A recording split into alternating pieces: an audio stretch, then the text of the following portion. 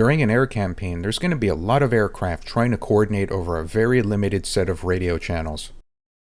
You can't simply increase the number of radio channels to accommodate this because the human mind can't mentally process too many conversations at once.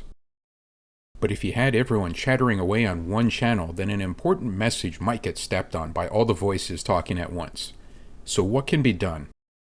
The answer is to use a predetermined set of brevity codes to make communication fast and effective. This way, a large group of aircraft can use a small number of radio channels without clogging them up. So let's take a look at how that works. If you haven't already checked out the previous videos on Air Supremacy, then I recommend you go watch them before continuing on. We're going to be building on what was covered in this series so far. Air warfare is an extremely complex topic and it's easy to get lost. These videos should help you stay on course. So far, we've talked about how a DCA cap can work within a larger system. That all starts with the ATO, the Air Tasking Order. On that ATO, every formation will get a call sign for the day. This call sign is the keystone of brevity. It lets everyone on the radio net know exactly who the message is intended for. Every radio transmission will begin with the call sign of the entity that is being spoken to. In most cases, this will be followed by the speaking entity's call sign, and then lastly, the content of the message will follow. So if Eagle 2-1 wanted to let Overlord know that he was running low on fuel, then you would hear the following. Overlord, Eagle 2-1, fuel red. This can differ from what you might hear from a civilian pilot talking to an ATC, where the transmission usually ends with the speaking entity's call sign. There are a couple exceptions to this format. One is if an entity is being directed to do something. In that case, you won't hear the speaker's call sign. So if Hornet 1 wanted to tell Hornet 2 which group to target, it would sound like this. Hornet 2, target North Group. A transmission can also be relayed by a third party. In this case, the relaying entity would omit their call sign and just use the ones involved in the transmission. Here we can see Hog 1 is trying to contact Mike, but the message is relayed by Snake 1-1. Snake 1-1 will omit the call sign. One other thing to remember is that a flight's call sign is the same as the lead aircraft's call sign. So when speaking on behalf of the flight to an external agency, the lead pilot in this example would use Eagle 1-1. Internally, the flight members would use their position number. So when using a call sign that's just for the flight, Eagle 1-1 would be called 1, and Eagle 1-2 would just be 2. With that knowledge in hand, let's run through an example of how a DCA cap would work. We know that a DCA flight will take responsibility for a segment of airspace known as a lane. There will also be a controller on the radio net for this lane. This controller will be the command and control link between the fighters in these lanes and the Air Operations Center that's in command of the entire theater. Typically, this will be either an airborne AWACS aircraft or a ground-based CRC. Either way, the incoming DCA flight will need to check in prior to taking responsibility for a lane. Here's how the US military describes the check-in. The purpose of the check-in is for the air crew and TAC C2 airspace control elements to establish contact, allow the airspace control element to establish accountability of the airborne asset, and to pass on critical information to the aircrew before handoff to a final mission controller. This check-in is important because the controller needs to know who they are controlling. As counterintuitive as it sounds, they really don't know who it is on the radio until they verify the identity. So they want to make sure they're talking to the right person. Let's go through these methods of authentication. There are electronic methods like IFF, Link 16, and Secure Voice. Then there are the procedural methods. These will include pre-brief procedures shared with all participants in the theater that might include a challenge and reply. Or they might be flying through very specific air corridors specified in the airspace control order. Or predetermined transit levels, transit routes, minimum risk routes, or low-level transit routes. Anyone flying outside of these corridors is obviously not following the plan. The exact procedures will be outlined in the special instructions sent out by the JFAC. Once the DCA flight's identity is established, it's time to do the actual check-in. There's a format for it that looks like this. And just like before, the flight lead would start the message with the controller's call sign, his own flight's call sign, and then go down this checklist. This should all be self-explanatory with the exception of playtime, which is simply how much time on station the flight has available. But we have to remember that brevity is one of our goals, so there is a shortcut that can be used here. The controller will have a copy of the ATO, so the DCA flight doesn't need to repeat all the information. Instead, they can let the controller know that the details match what is on their flight's ATO fragment using the brevity term, as fragged. Here's what that would look like. Hornet 1 is passing on that they are checking in as fragged. We see the mission number mentioned here. That's to help the controller find their entry on the ATO to get the rest of the details. You might have noticed this request for an alpha check. This is something additional an oncoming flight can ask for. What this is a verification that they are using the same geographic references as the controller.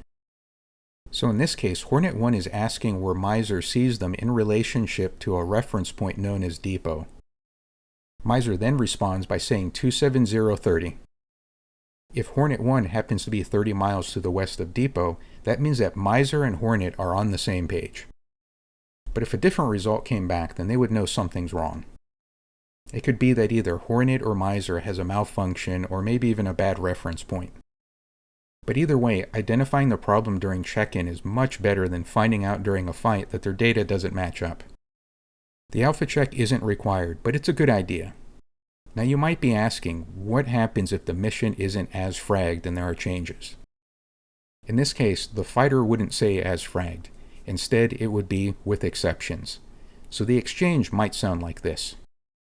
Magic Eagle 11, mission number 4123, checking in with exceptions, request alpha check bullseye. Magic would then respond by saying, Eagle 11, Magic, alpha check bullseye 27030, continue with check-in. Eagle would then follow up to explain the exception, which in this case would be Eagle 11, timber sour. This would indicate the difference from what's on the ATO fragment is an item known as timber sour. But it could be anything on the ATO, so let's go over what timber sour means and some other examples of exceptions. If there's a technical problem that degrades some capability, that should be noted. Here are some examples with their brevity codes. If low fuel is a factor, that means the aircraft will have a shorter playtime, and that should be mentioned using the following brevity. Yellow and red status can also be used to describe weapon state. An important thing to remember here is this.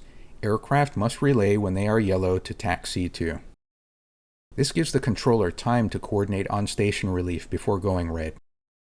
If there's a different number of aircraft in the flight than what's on the ATO, that should be reported as an exception. So if a mechanical problem turned a flight of 4 into a flight of 3, then the controller should be made aware of that during the check-in. Sometimes the situation changes between the time a DCA flight is briefed on the ground and when it arrives on station. They're going to need updated information, and that's passed in the form of a words update.